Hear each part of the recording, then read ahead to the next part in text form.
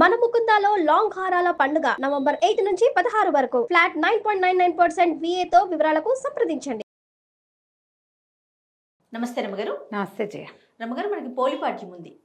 ఈ పాడ్యం యొక్క విశిష్టత ఏంటి? మార్గశిర శుద్ధ పాడ్యమి విశేషమైన రోజు.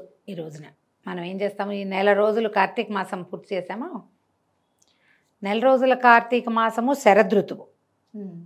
అమావాస్య వెళ్ళగానే హేమంత ఋతువు ప్రారంభం అవుతుంది. హేమంతంలో మంచు, అప్పటికే మంచు మొదలైపోతుంది. నీకు కార్తీకం చివరికే బాగా పొగ మంచు వచ్చేస్తుంది. పూర్వకాలంలో వీట్లలో ఈ కార్తీక మాసం అంటే ఇంట్లో స్నానం చేసే వాళ్ళు ఎవరు ఉండేవాళ్ళు కాదు. కార్తీకము విధానంగా చేసుకోవాలి అంటే నదికి వెళ్ళాలి. అప్పుడు ఈ పంపులు, ఈ ఓవర్ హెడ్ ట్యాంకులు ఏవి ఆనాడు, అందరూ నదీ స్నానానికి వెళ్ళేవాళ్ళు. ఈ నదీ స్నానం చేసి నది దగ్గర గట్టు మీద దీపాలు పెట్టుకుని పూజ చేసుకునేవాళ్ళు. సంకల్పం చెప్పుకుని నదీ స్నానం చేసేవాళ్ళు. తర్వాత నదికి సమీపంలో ఏదైనా దేవాలయం ఉంటే దేవాలయంలో దీపారాధన చేసుకోవడం, లేదా నది ఒడ్డునే దీపారాధన చేసి ఓ పండో ఫలమో పట్టుకెళ్ళి నివేదన చేసి కార్తీక స్నానం అయ్యింది అనిపించుకుని ఇళ్ళకి వచ్చేవాళ్ళు. హేమంతం మొదలు పెట్టంగానే ఇంకా మంచు దట్టం, ఒక్క రోజులో తేడా వచ్చేస్తుంది. అవును. అయితే ఈ రోజున ఏం చేసేవాళ్ళు, ఈ మన నీళ్లలో దీపాలు విడిచిపెట్టేవాళ్ళు. అవతల నుంచి వచ్చే వాళ్ళకి ఒక వెలుగు, కనువెలుగు కనపడేలాంటి ఒక క్రియ. ఇక దీపారాధనలు లేవు. బయట ఆరు బయట దీపారాధనకి రావటం, ఆరు బయట స్నానానికి రావటం లేనే లేదు. దీంతో ఎండు. అమావాస్య నాడు పూజలు ముగించుకుని పాడ్యమి నాడు ఈ దారి దీపాలు, నీటి దీపాలని వదిలిపెట్టి నమస్కారం చేసుకునేవాళ్ళు. అరటి దొప్పల్లో కొద్దిగా చిన్న గుండు ఇవి చేసి ఒత్తులు, ఆవునేతితో తడిపిన ఒత్తుల్ని పెట్టి వెలిగించి నీటిలో దండం పెట్టి పసుపు కుంకుమ పువ్వులు అలంకారం చేసి కార్తీక దామోదర ప్రీత్యర్థము చిట్ట చివరి దీపాలు ఇవని నీటిలో వదిలిపెట్టేవాళ్ళు. ఈ ఒక్క నెల తప్ప, కార్తీకం తప్ప అసలు బయట దీపారాధనకి వెళ్ళేనేది ఏ సందర్భము మనకు కనపడదు. ఇది ఒక్కటే. ఓకే, ఈ ఒక్క నెలే కదా. అయితే ఏమైందట, ఈ పూర్వం ఈ ఇట్లా పూజలు చేసుకునే కాలంలో ఒక చాకలి కుటుంబంలో ఒక 5గురు మగపిల్లలు ఉండేవాళ్ళు, రజకులు. 5గురు పిల్లలు ఉంటే ఆ అత్తగారికి, ఆవిడకి చాలా డంబంగా గ్రాండ్గా పూజ చేయటము, గొప్పగా మేము పూజ చేస్తాం, స్నానం చేస్తామని చెప్పుకోవటము, అలాంటి భావాలు ఉండేవి. అయితే వాళ్ళకి 5వ అబ్బాయి కూడా పెళ్లి చేశారు, ఆఖరి అబ్బాయికి కూడా పెళ్ళయింది. 4 కోడళ్ళు అత్తగారితో కొంచెం తానా తందానా అనేవాళ్ళు. ఆఖరి కోడలుగా వచ్చినటువంటి పోలాలు, అమ్మాయి పేరు పోలి, పోలమ్మ పోలాలు అనేవాళ్ళు. ఈ పోలి ఇంకా భక్తురాలు. అది చాలా భక్తి శ్రద్ధలతోటి దైవనామస్మరణ చేసుకుంటూ పూజ చేసేది, కొంచెంతలు ఎత్తకుండా పనిచేసేది, మహావినయంతో భక్తితో ప్రవర్తించేది. ఈ అత్తగారి డంబాచారానికి, దీని వినయానికి, చిన్నపిల్ల వినయానికి కాంబినేషన్ బాగా కుదిరేది కాదు. ఆవిడ నేను అది చేస్తా ఇది చేస్తా అంటే పిల్ల అది చేసేసేది. మాటల పోగులు వేరే ఉంటాయి, క్రియాశీలకత్వం వేరే ఉంటుంది ఎప్పుడూను. అయితే ఈవిడికి కోడలి పూజ, దాని శ్రద్ధ ఒళ్ళు మండేది. ఏమిటి దీని గొప్ప అనిపించేది. అందుకని కోడలికి ఆ గొప్ప ఎక్కించనివ్వకూడదని ఆ అమ్మాయికి పూజ చేసుకునే అవకాశం ఆవిడ ఇచ్చేది కాదు. ఇంతలో కార్తీక మాసం వచ్చింది. కార్తీక మాసం వస్తే అత్తగారు పెద్ద కోడళ్ళని 4గురిని తనతో పాటు కార్తీక స్నానాన్ని తీసుకెళ్ళేది. అత్తగారు మహాభక్తురాలని నమ్మేవాళ్ళు పెద్ద కోడళ్ళు. వాళ్ళకి చిన్న కోడలు తాలూకు ఆ సింపుల్ భక్తి ఎక్కేది కాదు. కానీ అత్తగారికి తెలుసు ఈ పిల్ల సింప్లిసిటీలోనే నిజమైన భక్తి ఉన్నది, తను కొంచెం ఓవరాక్షన్ చేస్తాను తెలుసు, కానీ ఆ పిల్ల గొప్ప ఆవిడ ఒప్పుకునేది కాదు. ఇలాంటి వాళ్ళు ఉంటారు కదా. అయితే ఏం చేసేది, రోజు పెద్ద కోడలు 4గురిని తనతో పాటు స్నానానికి తీసుకుపోయేది. ఈ చిన్నపిల్లకి పాల్ది, గేదెల దగ్గర బాగు చేయి అని ఇలా 100 రకాల పనులు చెప్పేది. పిల్ల ఇంకా నదీ స్నానానికి వెళ్ళలేక ఇంట్లోనే నీళ్ళు పోసుకుని నిశ్శబ్దంగా దీపం పెట్టుకునేది. దీపానికి కూడా ఇంట్లో పెద్ద ఆసరా ఏమి ఉంచేది కాదు అత్తగారు. పిల్ల ఏం చేసేది, రోజు మజ్జిగ చేసేది కదా. ఆ కవ్వానికి కొంత జిడ్డు ఉంటుంది. పెరట్లో ఉన్న పత్తి చెట్టు నుంచి కొద్దిగా పత్తి తీసుకుని అవి ఆ చల్లకవ్వంలో దాన్ని టైట రాపాడిస్తే కొంచెం జిడ్డు అంటుతుంది. దాన్ని వెలిగించి దీపం కనపడకుండా దాని మీద బుట్ట బోర్లించి దీపాన్ని సానుకూలంగా పెట్టుకునేది. అత్తగారు వచ్చేసరికి దీపం వెళ్ళిపోయేది కూడా. దీపం పెట్టిందని పెద్దగా ఎవరికీ తెలియదు. తనకు దేవుడికి తెలిస్తే చాలు, జనాలు చూడటం ఎందుకు, మన దీపాలు ఇప్పుడు మనం ఎట్లా అయ్యాం, మనం ఏం చేస్తున్నామో ప్రపంచమంతా చూడాలి. ప్రపంచం కోసమే, ప్రపంచం కాదు, మనం లేవు, దేవుడు అసలు లేడు. అసలు మిగిలిందంతా ప్రపంచమే. అవునండి. వాళ్ళకి చూపించాలి, వీళ్ళకి చూపించాలి, నేను ఇట్లా చేశాను, నాకు అంత బాగా వచ్చు, నాకు అదేమిటో వచ్చు. అసలు విషయాన్ని వదిలేస్తున్నాం. ఏంటంటూ కొత్త వింతలు, కొత్త పోకడలు, పూజా విధానంలో కూడా ఎన్ని తీసుకొచ్చేసారు. ఎన్నో ఎన్నో ఎన్నో పద్ధతులు. అంతే, ప్రపంచం కోసమే చేస్తాం. ఈ అమ్మాయికి ప్రపంచ పూజ లేదు, దైవ పూజ మాత్రమే ఉంది. నెల గడిచింది. నెల గడిచేసరికి చివరికి అమావాస్య నాడు వచ్చింది. అమావాస్య తెల్లవారితే పోలిపాడ్యమి. అందరూ స్నానాలకు వెళ్ళిపోయారు.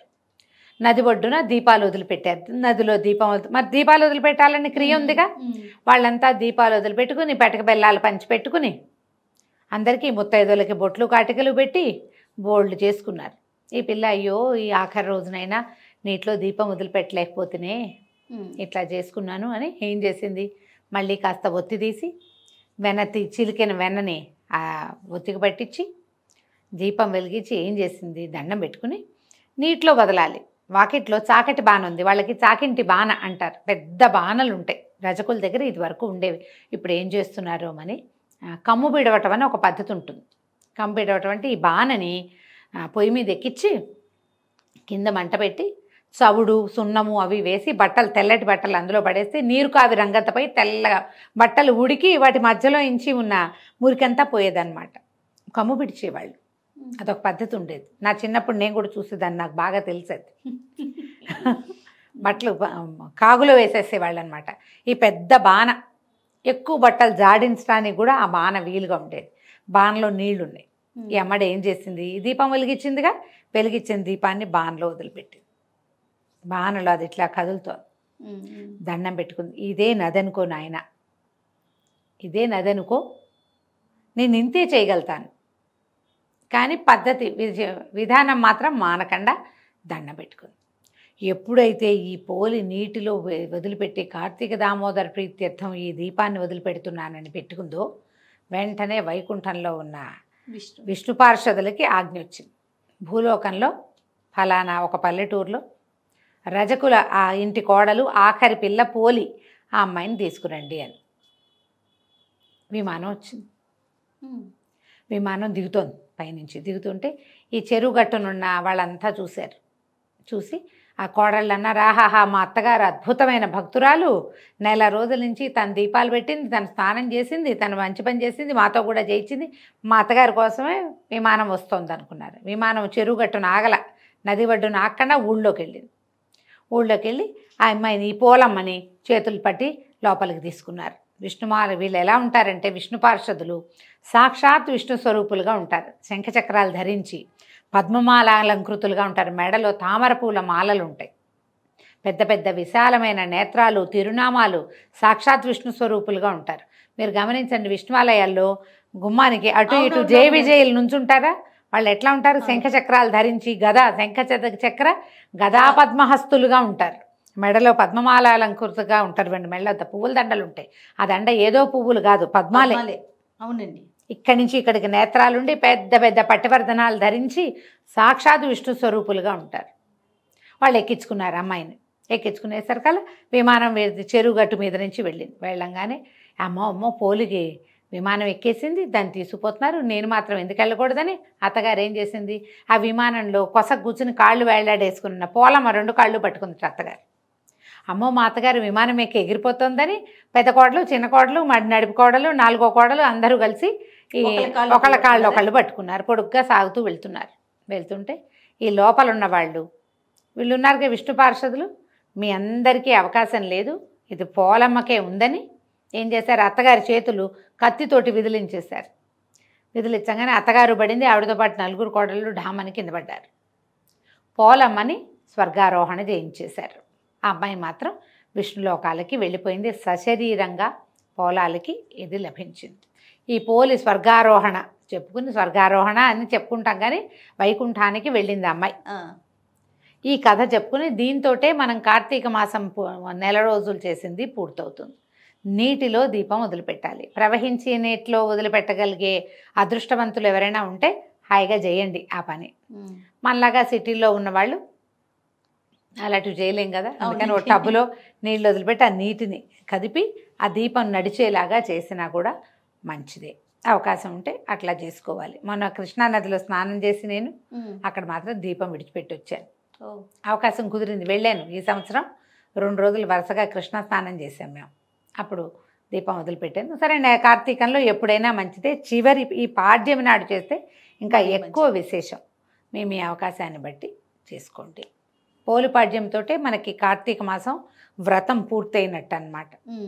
ఈ రోజున ఏం చేస్తాము మనము, ముత్తైదులు ఎవరికైనా తాంబూలాలు ఇచ్చుకోవచ్చు.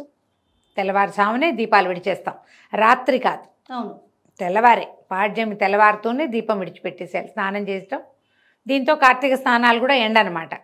పొద్దున్నే తలార స్నానం చేయటం, పూజ చేసుకోవటం, శివ పూజ రోజువారీ ఏం చేసుకుంటున్నామో, గౌరీ పూజ శివ పూజ మనం ఏం చేసుకుంటున్నామో పూజ చేసి దీపాన్ని నీటిలో విడిచిపెట్టి ఆ దీపాన్ని కొంచెం బెల్లం నివేదన చేసి కాస్త ఒక అగరత్తి వెలిగించి పసుపు కుంకుమ 2 పువ్వులు పెట్టి దండం పెట్టుకుని పోలమ్మ వెళ్ళిరా అమ్మ క్షేమంగా అని చెప్పి ఆ దీపాన్ని నీటిలో వదిలిపెట్టేసేయాలి. ఇలాగా మనం పోలిపాడ్యమి పూజని పూర్తి చేసుకుంటాం. రైట్ అమ్మగారు, నమస్తే. నమస్తే.